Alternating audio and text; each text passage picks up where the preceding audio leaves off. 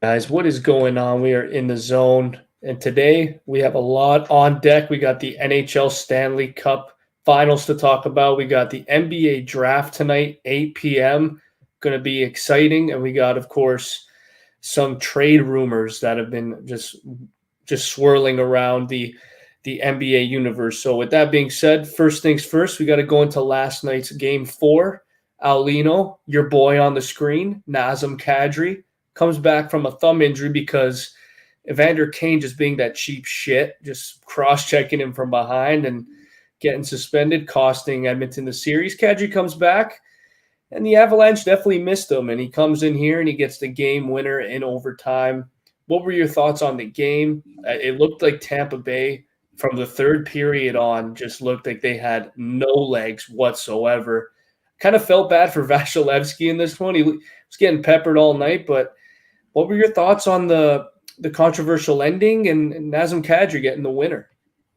Yeah, I thought when Tampa scored right away, I'm like, oh God, here we go again. This is going to be a tie now. It's like Tampa, as soon as they go home, they split the games and they come back. But Colorado, credit to them, that championship mindset that they have. They made sure they got back into it. And then Tampa comes back and we see them go into OT. But when I saw Kemper and Vasilevsky, like it was a nice goaltending battle. I thought we didn't really see too many of that in some of the other series. They're all high scoring. This one was 2-2, very tight game. So credit to the goalies, and then OT Kadri on that controversial ending there. That was a nice shot. Roofs it. It gets stuck in the net. I didn't even know it went in. I thought for sure like probably went over the glass or something. They were going to do a face off, but all of a sudden you see Colorado celebrating, and I say it looks like game 5 they're going to be lifting the Stanley Cup at home. So Nazem Kadri, biggest goal of the series so far. It's crazy, man, to say that this series could potentially be only 5 games. I thought for sure it was going to be a battle to the end, 7 games, but those 12 days of rest really have benefited Colorado because, dude, the whole narrative, remember when the Lightning had all that time off against when they swept Florida and they went into New York and lost game 1 and game 2. A lot of people thought, oh shit, maybe Colorado's going to be a little rusty, be off their game, and Tampa's going to, they've been in the finals the last 2 years. They have the experience. Maybe they're going to take over. But the pace that Colorado has brought every game, Makar, dude, we talked about Nishushkin the last 2 pods. I got to bring him up again. The guy is just, he knows it's kind of like Wiggins for me. He knows he's a free agent at the end of the season. He's really playing well, very confident, very like he is the X factor for me. And Makar is the Conn Smythe winner, no doubt about it. The guy, 30 points, not doing what any other defenseman has done in the playoffs. The last D that I can remember that put up this many points was that magical Erik Karlsson run 2016 with the frickin' Senators, goal away from going to the finals. But yeah, man, like to me, like the goal last night, it was great. It was due. They hit like 4 posts before it went in. Tampa Bay was just gassed. I think it's finally caught up to them, and I feel so damn bad for Corey Perry. Like, this is his third finals, and he could potentially lose all 3 of them. So it's definitely unfortunate for Perry. I don't know if this is going to be it. I guess when the series is over, that's when we have to start asking the questions of, is Corey Perry going to hang him up? He still has shown that he can play a couple more years, but with his partner in crime, Getzlav, retiring at the end of the year, I think this might be it for Perry. But, who do you think stood out to you the most, Aulino? I know you really like the goaltending battle and Kemper, other than game 2 and game 3, both blowout games from both sides. But who is the one guy in this series that really stood out to you? Yeah, I think Makar, just watching him in OT, as soon as he gets a puck, it's always a threat for Colorado.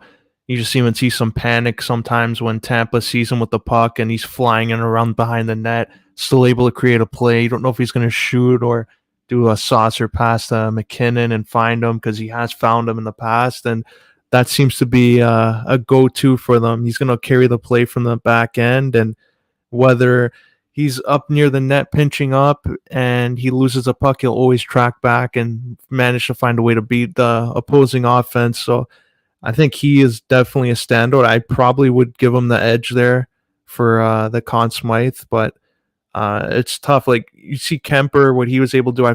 Think he finally had that bounce back performance. Like game 1 and 2 weren't the best. He wasn't even really busy in game 2, but game 3 they come back Tampa, and now in game 4 he redeems himself. So I think he finally got that performance where you can say he's a top end goalie in this league. Yeah, and even I want to give some credit to the rookies on this team, like Alex Newhook and Bowen Byram. Byram has had some injury problems the last couple of years with concussions, and it was actually kind of concerning at one point because he had 2 concussions in a span of 6 months, and management was just refusing to play him. And you see him on the third line with Devon Taves, and with a couple other guys like what's that other guy's name there, like Eric Johnson. It's just he's been thriving, I think, as the series has gone on, and like X factors like Nishushkin and JT Comfer, who, when like let's say Landeskog is not going and he's having a bad game, they just look down the bench and that bottom six. Like even last night, dude, Nico Sturm scored. So if you get a goal from the fourth line any given moment in the Stanley Cup Finals, that's just a bonus. So I really do. I like your take with Makar. I think what we've seen from him offensively is, dude, call me crazy. A guy at my work said he's literally, if you played him at forward, he might be McDavid. Like he might be putting up 120 points. His IQ is elite. His defensive ability too has just improved tremendously every year.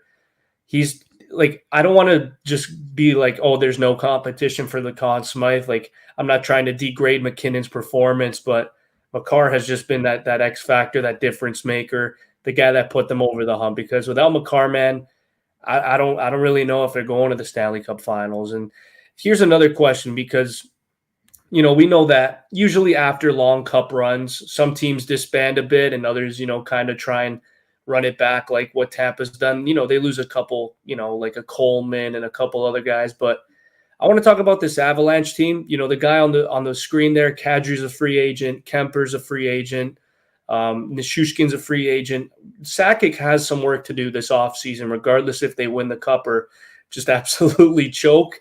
But if you're Colorado, man, and it's like I mentioned, it's very similar to the Warriors. It's kind of eerie, but like, which of those 3 type of guys are you keeping for next year? Because I know Kadri, the year he's had, is he really going to accept $5 million? I don't think so. I think he's going to want about 7.5.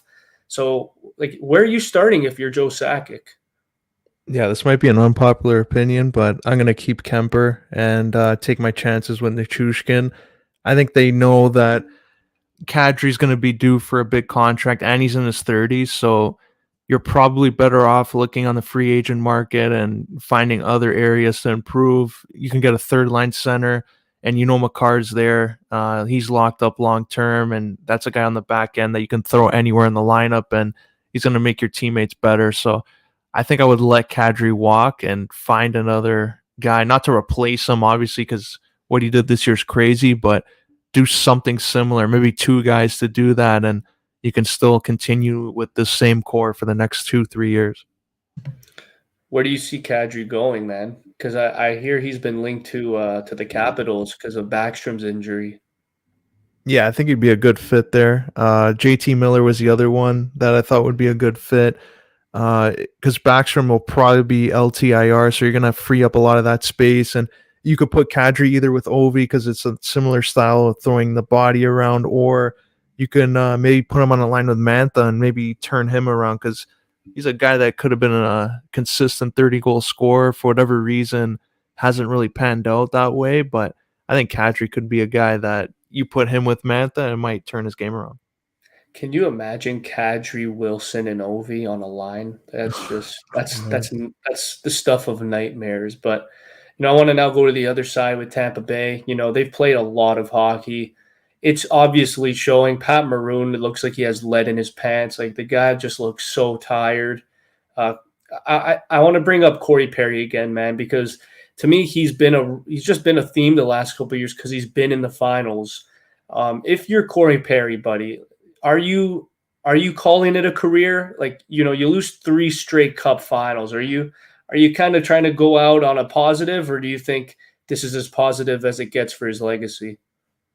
Yeah, unfortunately for him, it's kind of like what Hosa was when he went to Detroit and then Pittsburgh, lost both times, and then he went to Chicago and he finally won there. But Perry, the good thing with him is he already won a cup, but it was early on in his career with Anaheim, and now the last 3 years, I don't even think he expected to go to the finals when he was on Montreal, but they did. So that was his back-to-back cup final. And Dallas, they were an older team and they still went to the final.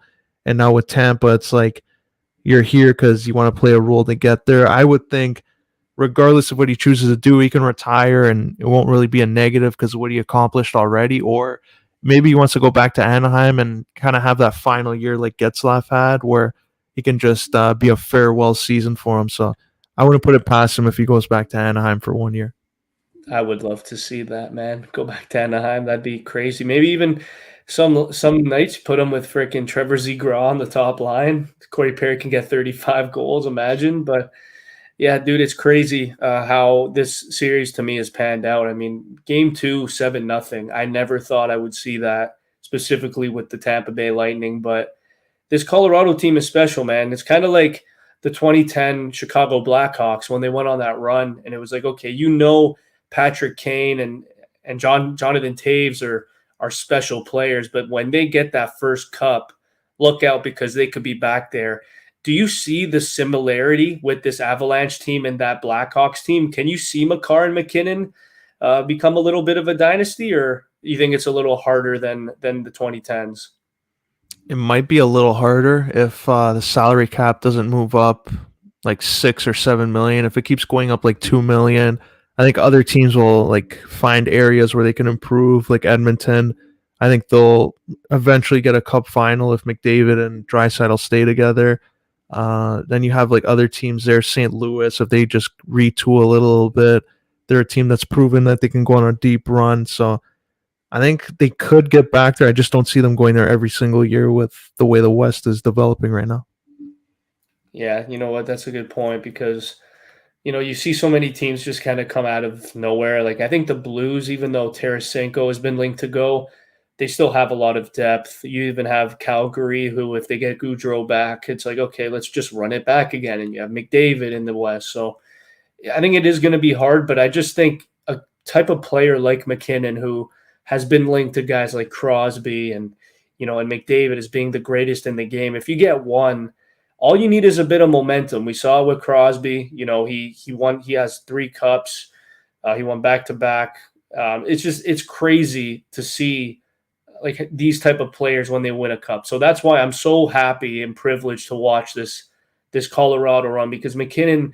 We've seen it the last 2 years, man. Every single press conference, they bring up his accolades, how great he had of a regular season, finishing top 10 in scoring. But he would always be like, "Yeah, but what did I win?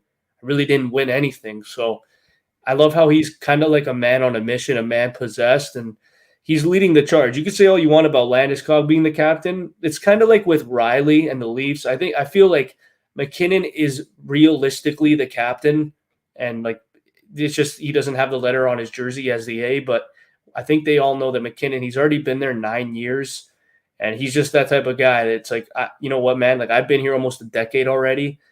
Fuck, feel old saying that, but it's good that he's finally getting his moment. I don't want to say they're winning the cup because they kind of haven't yet, but it's looking like there's like an 85%, 90% chance they do. So very happy for McKinnon, very happy for the Avalanche, and especially happy for Kadri because I know he's always had that potential. He tapped into it. He had glimpses of it in Toronto, and it's unfortunate that we had to let him go. But with that being said, I'm going to bring up that trade real quick because this is where I get a little bit salty.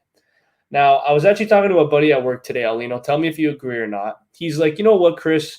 Yeah, everybody brings up oh, it's bad that you traded Kadri for a year of Barry, but people forget that Kadri screwed the Leafs over. And I just looked at him. I'm like, what do you mean he screwed the Leafs over?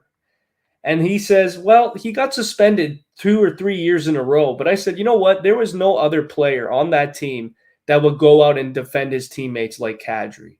And you get a year of Tyson Barrie. So what were your thoughts on on that statement? And what were your overall thoughts on what Dubas did for Kadri? Because to me, it was just one of the biggest blunders, man, since the Kessel trade for sure. Oh, for sure. Good thing he didn't like retain any of Kadri's salary because that would have been even worse. But I just think like Kerfoot's been a fit on up and down the lineup, but he's the only one on the team now. So now you have to base it on you're trading Kadri for Kerfoot, and Kerfoot isn't that guy on the Leafs. So immediately Colorado ran away with the deal. Barry, you would think, would have been that X factor for the Leafs, and he had opportunities to be the number one guy when Riley was out that year, and he didn't really live up to or play up to that potential. So it's kind of disappointing. Like Dubas, he had some trades that worked, like Giordano for the most part, but now Giordano's 38 on a cheaper deal. But you look at some of these trades, and it's coming back to haunt them, especially Kadri right now. Yeah, I just when I go back to that trade and I just see, yeah, Kerfoot was 22 at the time. He played the one season with Colorado. It's like, okay, this could be a home run if Tyson Barrie can get his act together and, get 50 points. And I remember you specifically bringing it up. So, like Riley gets hurt. Barry's going to be on the top power play. He's going to get his time with Matthews and Marner. And it just never really clicked. Now, I don't know if that was the coaching. I don't know if it was the plays that they were running, but Tyson Barrie just did not have a good time in Toronto. So seeing him on Edmonton, he strived last year. I think he was almost a point a game. He had like 50 and 56. I just feel like, Dubas sometimes looks too much into analytics and stats. And I think with the circumstances with Nazem Kadri, how he got suspended more than once, I think it's just one of those things where Dubas really rolled the dice and he got a 1 instead of a 6. So it's just one of those situations where you have to learn from it.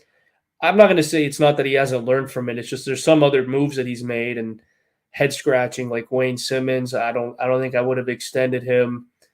Just a couple other things. To me, it always comes down to the depth with the Leafs. Like you have Tavares, Marner, Matthews, Nylander, the big four. They're going to produce regardless. Like those guys are the offensive juggernauts. But you look at the bottom six and what they can really do on a nightly basis. I think that's what bases the success on a Leafs season. And, what we saw with Engvall, what we saw with, at times Kampf was incredible down the stretch, especially penalty killing. But, when your fourth line consists of Engvall, Spezza, and Simmons, that's not good enough. It's not going to get the job done. So I think this is where the trend kind of started with the Kadri trade. He's kind of like, okay, we get Kerfoot. We don't really know where to put him. And I think it was just one of those, because Kadri, people forget, he was on the third line in 2018, and he still had 30 goals. So he was the type of player with the Leafs that was just very undervalued, under the radar. And I'm just so happy that this guy was he had 80 points this year, just absolutely blossomed offensively. Knew it was in him. Happy for Kadri, but now we got to move on. Quickly want to talk about the NBA draft that's tonight, dude. It's going to be exciting. When Woj says there's going to be a lot of trades tonight, be ready, man. Get your phone out, get some popcorn. It's going to be wild. So I'm going to start it off with the number 1 pick going to Orlando. Orlando is in a state where, you've said it on the pod numerous times, they're just hot garbage every single year. They've been dead last the last 3 years. They have Wendell Carter. They have both Wagners. They have Fultz. They have Suggs. They have pieces. If you're the Orlando Magic, with all these trade rumblings with superstar players going, are you potentially trading the pick, or are you drafting a guy like Jabari Smith? Yeah, this is a tricky one too, because Orlando seems to be in the spot a lot. I think Wagner's a nice pick. Jalen Suggs, a lot of people wanted the Raptors to get him last year, and thank God they got Scotty Barnes, because just seeing him in his rookie year, what he's able to do all around the court, he's more of a dynamic player than Suggs, who seems to be a little bit more one-dimensional. Maybe he'll develop into a star, but right now Barnes looks like the safer option for the Raptors. And now you look at Orlando, they have so many guys that play the same way that I think they're going to be forced to use this pick. I think OKC has leverage with their pick where they can look around and look at the best fit, but Orlando drafted themselves in a problem, which is really rare to see, a team drafting too many of the same players and having them all pretty much the same age almost, and it's going to be like whichever one plays himself out is going to get traded, but it won't be for the big return that some of these other players are getting. Dude, I don't want to, I don't want to bash Orlando too much, but doesn't it kind of remind you now that you brought up they're all relatively the same age? Doesn't it kind of bring up the Bad News Bears type of vibe? Like they're all 6, 7 years old, and they're just not that good. And like they're all what between 19 and 22, and they're all still kind of developing their game, honing their skills. Even dude, I forgot they had RJ Hampton too. The like Orlando traded for him. So you have like four guards that are under 22 years old. And now you're gonna get Jabari Smith, who's 19. You have Wendell Carter, who is probably the biggest vet, and he's like 25. So yeah, I agree with everything you said. They're in a pickle here where how many more young up and coming studs can they draft until you have to start trading for like experience and outside scoring and in the paint bullies, because Orlando needs it all, man. And I mean, I really hope Jabari Smith is that Anthony Davis type of power forward. He's been linked to being compared to him.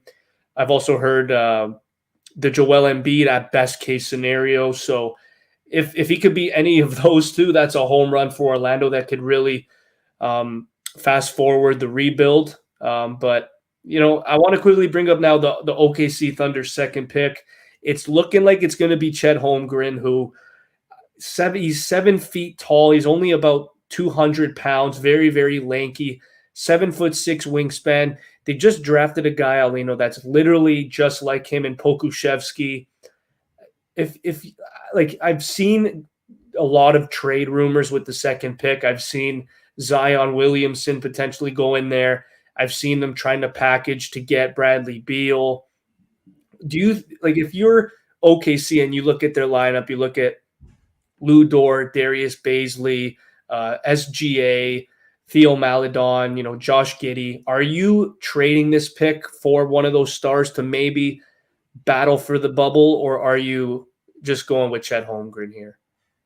Yeah, I think OKC, they can go either way and still be successful and not really go off course of a rebuild. Like you could draft and or use the pick to draft somebody, or if you trade it, it won't really tear away everything you built, because like Shai Gilgeous-Alexander still pretty young, and he's been able to just come in the league and take it by storm on the Clippers and OKC, constantly producing. So with all the first round picks they do have coming from the Clippers, I think they can be more of a team that experiments with something. I think if they do package a second, though, I don't think they have to just trade out of the draft and like entirely to get a star. Like you look at just some of the teams that Portland they're willing to do with their pick. Like I think OKC could look at a trade for a star, but also move down in the draft like 10 spots and still get that first round pick. Yeah, I agree. And you then look at Houston, who they're just there with Orlando in terms of their defending is probably bottom 5 the last couple of years since Harden got dealt. And, Jalen Green is going to be a great player, but he's not a great defensive player. Paulo Banchero has been linked to Houston, man. And, we saw him in the March Madness with Duke. Very, very good player, very versatile, especially offensively. But again, he's another, I don't want to say a defensive liability. He just has a lot to kind of learn. In terms of in the paint, he's a pretty good defender, but at the perimeter, he's definitely not. So, now that they traded Christian Wood, he was their starting center / power forward. It's looking like they're kind of leaning towards taking Banchero just to, fill that void. So, with Banchero, Jalen Green, and Kevin Porter Jr., what do you expect from Houston next year if they were to draft Banchero? Much of the same. You got John Wall opting into his $47 million contract. I do not blame him for doing that, but that's going to take a lot of money off the table. So I think they're just going to keep Wall or maybe trade for someone else's contract. I wouldn't even be surprised if they tried to work out a deal with Charlotte to take on Gordon Hayward if it means that they get draft picks out of it. But I think they're going to be a team that a lot of other teams look at for a bad contract, and it's just going to be coming down to they're going to expect more draft picks out of it just to take on that contract. So John Wall's one of them right now. Maybe he'll play his way out into a buyout at like February, March, but I'm not expecting much from Houston this year. But I'd like to see hopefully John Wall can turn things around and become like somewhat of a decent player again. Yeah, dude, he's played 40 games the last 3 years, so hopefully John Wall can get back out there. I don't know what happened last year. He was just sitting out like Kemba Walker did last year, so I want to see both those guys get back out there. Obviously, he's going to opt in the 47 million. I mean, you're just an idiot if you don't do that. But it's interesting you brought up Gordon Hayward. I think Gordon Hayward, Russell Westbrook, John Wall with the salaries that they're making, I still think they're attractable players.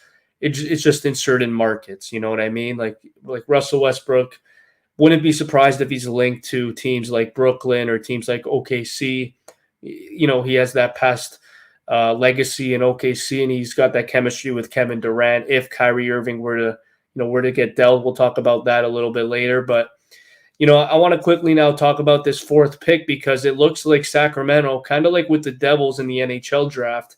I think they're just trying to get rid of it at this point. The manager, he went out, he got Sabonis, traded Halliburton, and he has De'Aaron Fox. And I think what we saw at the end of the year, I think he really likes the way this team can be going into 2022, 2023. I mean, he's had a lot of offers apparently. He's had, a lot of superstar. The Wizards called. Indiana's called, the Grizzlies have called. So a lot of teams have called for this fourth pick. It's looking like it's going to be Jaden Ivey, who has been compared to Ja Morant, as funny as that sounds. If you're Sacramento, just based off of the blockbuster trade that they made with Sabonis and Halliburton, I still think that's a big mistake. Do you trade the pick or do you still run with the rebuild in that, respectable way? Oh no, I think they're in a position that they need to swing for a home run here. I would trade the pick. I would look around and see like who the best player available is. Don't go on potential. Like if you're gonna get a Bradley Beal, make sure that you have his full like commitment to the team and make a move because this team's been rebuilding for like 20 years. It seems like they had Cousins come in, they had optimism there. Then they trade them, and it looked like they were going to come back again, but they went back down to ninth place, and now they're at the bottom again. So I think they need as much star power as they can and as much proven talent just to finally make the playoffs in the Western Conference.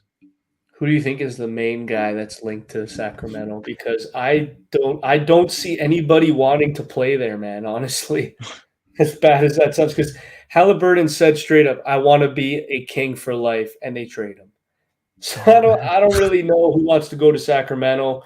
I feel like the management just is not loyal. The only guy they've been loyal to has been De'Aaron Fox, but even he's been in trade rumors. So, like you brought up Bradley Beal, does he really want to go to Sacramento after being in Washington and floundering the last couple of years?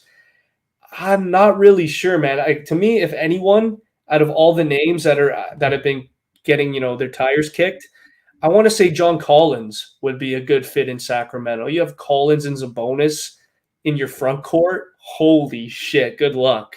So I think honestly, man, I would not be surprised based off the season Atlanta had. Yeah, they made the playoffs. They lost obviously in the knockout game, but I wouldn't be surprised if Atlanta trades for this pick because I think, if you have Jaden Ivey and Trae Young, Trae can play the two, Jaden Ivey the one. That's exciting backcourt basketball there. And that's the way the league has been trending, no? So I could see John Collins, man, being the home run there for Sacramento.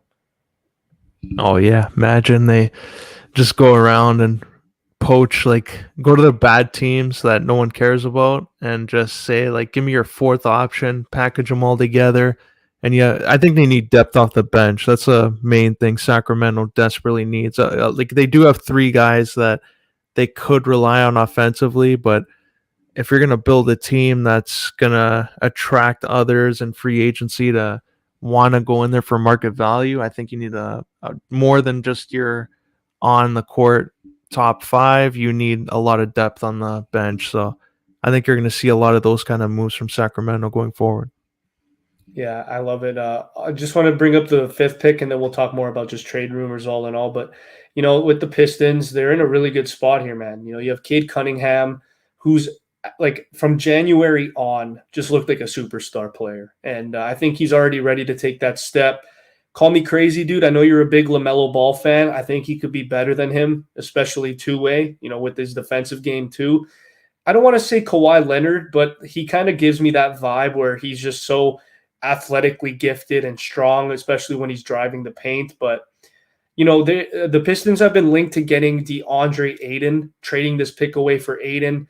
I want to quickly bring up a mock trade that I've seen on Instagram. So you got DeAndre Ayton potentially going to the Pistons, and the Suns getting Isaiah Stewart, Killian Hayes, Kelly Olynyk, and the 5th pick. If you are the Suns, just based on how bad it ended with DeAndre Ayton, are you willing to accept the 5th pick knowing that you're in a position to potentially be a top 4 team in the league? Yeah, I think so. Just because it would fit on their team just because they're all like under 25 for the most part. Like you do have Chris Paul who's old, but like the other players they have in their core are all still pretty young. So I think it wouldn't be too crazy to draft somebody like that. But if you're Detroit, you would probably have to get Aiden at a realistic number. Like I wouldn't say go in and offer him like anything he wants, like try to negotiate something where he's a good fit, because he's got to look that Detroit sees Cunningham as the guy. So if he's going to go in with that mentality that he's going to be that guy, I think he's going into the wrong situation there.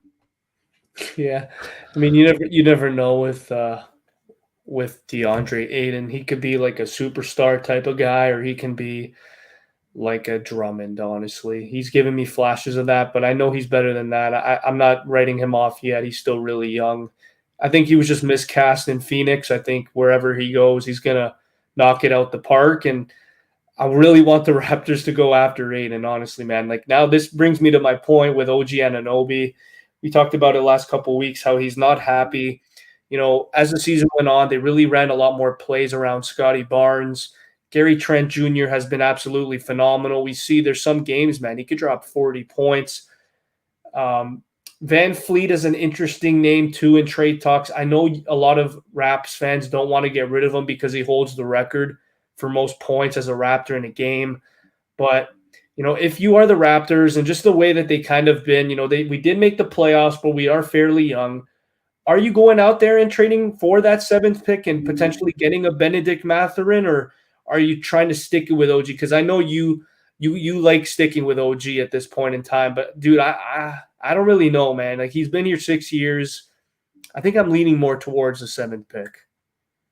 Yeah, I would. If it's just a 7th pick, I would lean maybe not doing it. But if the 7th pick and you're adding another piece to that, maybe Raptors fans would be more open to it, just because OG, like you have to, a lot of comparisons there with Kawhi Leonard, but like if you see him play, like defensively he's reliable, offensively he can get threes, he can be reliable there. So he's been put in different situations where like he's actually helped the Raptors, like that bubble 3 that he hit over against Boston. I think that showed that he's capable of those kind of shots. So it's just like you said, Scotty Barnes is going to get more of the offensive plays. So maybe it's right to trade him now, but you got to need a center, a power forward to play off of Siakam's ability. It's going to be tough to find that. What would you do, dude, if they do the OG for the 7th pick and then they flip the 7th pick for like an Aiden or Collins? Oh shit. Yeah, Collins would be because he's rebounding. But do you think that would still make them too small? Like you have Siakam, he's not like 7'2", but he plays power forward. You have Collins there, who's going to be like relied on for rebounds. Like maybe that would, I guess, plot a hole. But then you have a hole there at small forward. That's another problem. It's just one of those where it's like, let's say tonight, dude, Mitchell gets traded before Gobert. He's gone before Gobert. Do you see, like, let's say we like the first 2 trades is Mitchell leaves, goes, let's say, to Miami, and you have the Raptors trade for the 7th pick with OG. Can you see Utah potentially be like, hey, we want that 7th pick because we lost Mitchell. Here's Rudy Gobert. Like, are you doing that instead of Collins? Is that what you're trying to say? Like, you want the size? Yeah, like probably go with that, knowing that okay, you have Trent that can play, and then you can also flip Van Vliet if anything happens down the line. So that would give you like a little bit more assurance there. Like if you're gonna get the seventh pick, and if you can flip that, like maybe make the trade early, and then look at other teams of what they're willing to do, or wait until Portland gets closer to that pick when there's more I guess, pressure on them to make it, and then offer like OG and say, we'll give you OG, but we want your seventh pick, and then add on so and so to the deal. Yeah, dude, I love it. Tonight's going to be so exciting. There's so many possibilities with so many different teams, but the big one that I want to talk about, he didn't reach an agreement with the Nets is Kyrie Irving. I don't know if this is just all to get attention towards him, but do you really see him leaving? I thought him and Kevin Durant had a really good relationship there. Yeah, and this is gonna just make things worse if you're KD, because now you see Steph Curry and the Warriors win a championship. They already won one without you, and now they can win another one. They did win another one without you, but now they can win back to back without you. So Kevin Durant's probably looking around and saying, okay, Kyrie Irving missed all these games this year and put us in a position where we had to go in the play in, and then you lose to Boston, and he wasn't really playing that well other than the first game. So I think he might be more open to it depending on what they get back. I want to see Westbrook go back there and just see all the drama, because I think that's what KD needs. I think everyone's just too accommodating for him. I think he needs someone like a Westbrook back, because that's when he thrived in his career, when he had somebody on his team challenging him all the time and getting the best out of him. So I know it must be nice for him when he goes to Golden State and he has everybody around him and pumping his tires all the time, but I think he needs somebody like a Westbrook just to bring him back down to earth. Rewinding the 2016, I would absolutely love that, man. Kyrie and LeBron, and you have KD and Westbrook. Oh, that would be awesome. Let's say Kyrie Irving goes to the Lakers, and AD is still on the Lakers. Is that going to be the most hated team of all time, or what are you thinking there? Because this year's Philly team was hated pretty badly with Harden and Embiid, but like Kyrie Irving, what do you see him doing if he goes to the Lakers? Will he play 50 games? Will he play a full year? Like what are you expecting from Kyrie? Because dude, honestly, we saw flashes of him being a top 10 player in the league. No doubt about it. Like remember when he dropped 60 points against Orlando? Like this guy's a special offensive player, and I think he could relieve a lot of pressure off of LeBron at this point in his career. Yeah, I agree. I think it's also like the situation too. Like he played with LeBron in Cleveland. I think like just that alone, winning, and they know how to bring the best out of each other. It might work out better than, let's say, he goes to the Knicks, where it's going to be the same story over and over again, and it's going to be another situation. So I think the Lakers, out of all the teams I've seen of them being linked to, like some are just didn't even make sense, but I think the Lakers would make the most sense. It would probably be the best for everyone involved.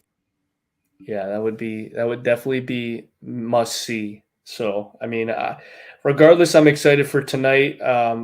Another name too that I really want to quickly talk about is Bradley Beal. He did say that he is not happy in Washington. They are willing to, it looks like, reset completely. Even Kuzma's been rumored, and he's been in trade rumors. They have Porzingis. Is that guy going to stay? Probably not. So if you're starting with Bradley Beal, man, what do you expect in return? Do you expect a couple young studs, like maybe I don't know, like a Tyler Hero? Like I really don't even know where Bradley Beal can end up at this point. Yeah, if I'm Washington, they should be working the phones, and if you can get like a top pick in this draft, that would speed things up. Just because like you won't have to go through another season, and hopefully be one of those teams that come in last and hopefully get the first overall pick. I think looking at this draft, it's pretty good from 1 to 10, where you can probably get a good player to start off with. So I think they should be looking at some of these teams. Maybe even Portland would make sense. If they miss out on OG, you can get a bigger return for them. So go to Portland for the seventh pick. You can go play with Lillard, and you can get a top pick to build around for now. Now, I want to end this podcast, Matt, with the Pelicans because I know you love them. Zion has been in trade rumors. Also, the eighth pick is apparently available if anybody wants it. They really want Chris Paul back on the Pelicans. I just want your thoughts on that starting five. And like we all know that the Pelicans are trending up. We saw it firsthand last year. They were amazing without Zion. Let's say they don't trade Zion, but they somehow trade the eighth pick for Chris Paul. Are they a top 5 team in the whole league at this point? Yeah, I would actually put them at top 3 in the league. I would say them. Looking in the East, probably Milwaukee and then Golden State. Those would be my 3 teams there, just because of what we saw out of them without Zion in the lineup. And now you add Chris Paul in there, move McCollum to the shooting guard, and you just have so much depth. You have Alvarado off the bench just being a pest, and you got JV, Zion, and Ingram. I think that's a scary team. So if they can just get Chris Paul with that one pick alone, I think that's a steal. Yeah, I really like. I'm kind of worried with Zion, man. Honestly, I don't know what fans are gonna be like. Let's say he stays. Like, are they gonna like be genuine about him? I don't really know. It was a very mysterious injury. Didn't play all year. Wasn't in the pamphlet. There were all those rumors. He didn't properly, say welcome to CJ. So to this day, dude, I still think that that's CJ's team. Like he's been in the league the longest. He comes there. He's their best player. I absolutely love that trade for them in the long run, but I'm gonna hold my breath with top 3. I still think they have a lot of room to grow. JV though, holy shit! If the Raps can somehow get that guy, that would be an absolute fucking blast in the past, and that would just bolster, I think, our team tenfold. So, that was that for this week's episode. We just jam packed. We had NHL and NBA.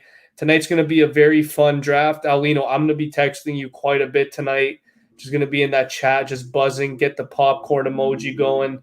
I think at the end of the day, dude, honestly, we might be seeing records tonight with superstars getting moved. Even AD's been linked in trades. It's going to be a fun night. But with that being said, make sure you guys watch the NBA draft tonight. It's on, I'm pretty sure it's on TSN or Sportsnet at 8 o'clock. Game 5 is, I believe it's tomorrow night. The Avalanche could potentially win the Stanley Cup. We got to wait and see. Hopefully the Bolts don't come back, the Beach Bolts. But with that being said, this is Giancarlo Alino, Chris Martelli, episode 183, signing off.